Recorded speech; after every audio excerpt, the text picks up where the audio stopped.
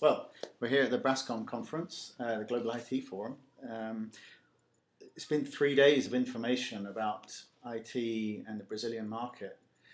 What's been your sort of key takeaway? I mean, especially from the analysts today. What do you think that really stood out as something new or particularly important? For the well, I think one of the things that I thought that is interesting that is the companies now are looking for a little bit more than only cost reduction and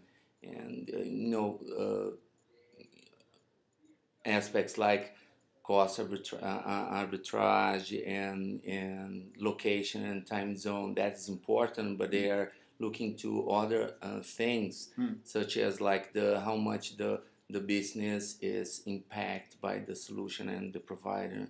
And I thought it was a really interesting to discuss about that. Okay. Well, Stefanini has delivery centers outside of Brazil. Yes. So multiple locations. Not only. So do you find that your clients, sometimes they want the Brazilian expertise and sometimes they want cost reduction? Is that why you have multiple centers, or is it for to service global clients? First, it's to serve global clients, but not only for a cost perspective, because we can have very good cost savings doing in Brazil.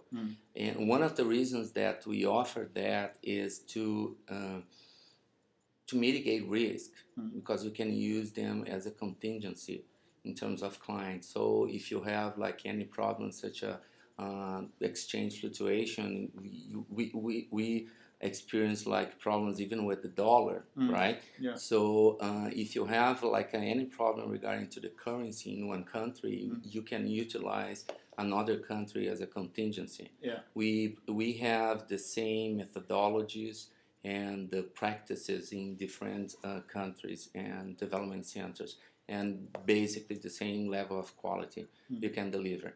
In addition to that, we have some differences. Evidently, every country is different, and we can use that as an alternative, or as I said, or a hybrid solution, or you have several different situations that we can leverage our presence in different countries.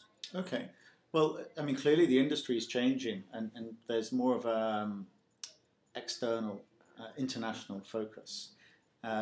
Is that a result of the political changes? I mean, in the past decade in Brazil, the government seems to have been focused on more creating more of a open Brazil and to trade internationally. Is the IT industry connected to that in some way? I think it was a combination of those factors, not only the government initiatives, but also the Brazilian companies that started to look for international presence and to grow international presence. We started that in 1995, but I consider that the most important step that we had towards to be more of a global company was starting evidently in the US, right? Is the biggest market, and to do that it was hard in the beginning. We started in the US in 2001, exactly because of nobody knew about Brazil. After the government start to help the Brazilian IT companies to promote Brazil as an alternative to India, we noticed that the market and our challenges were not so big in terms of it was easier for us to prove ourselves there. We didn't have to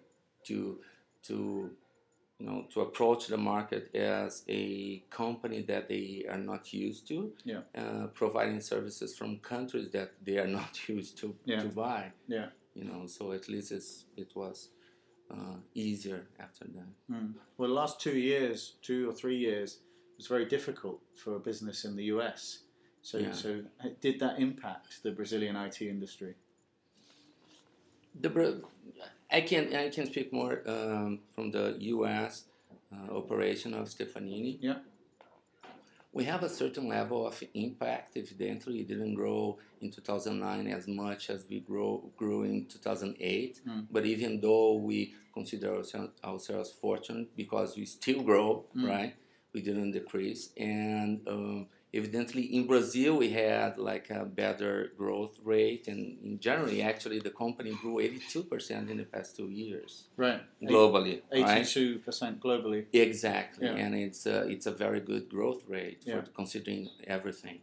In crisis, economic crisis is not something that really scared us because we are in business for more than 20 years and we face a lot of crises, right? So this crisis that we face is just one more for us, and you get used to, to take the opportunity and make the company even stronger. Okay, so you're representing Stefanini in the United States, and the United States is very familiar now with the offshoring of IT. I guess it's always been the number one target for the Indian companies. Yes. When you talk to clients, how do you differentiate? I mean, how do you say, we have a different offer to the Indian tech companies, for example? Yeah. Well, first we don't say we compete with India. We position ourselves as a alternative to India, right? So depending on the situation, and we can, in other words, I mean, the clients are looking to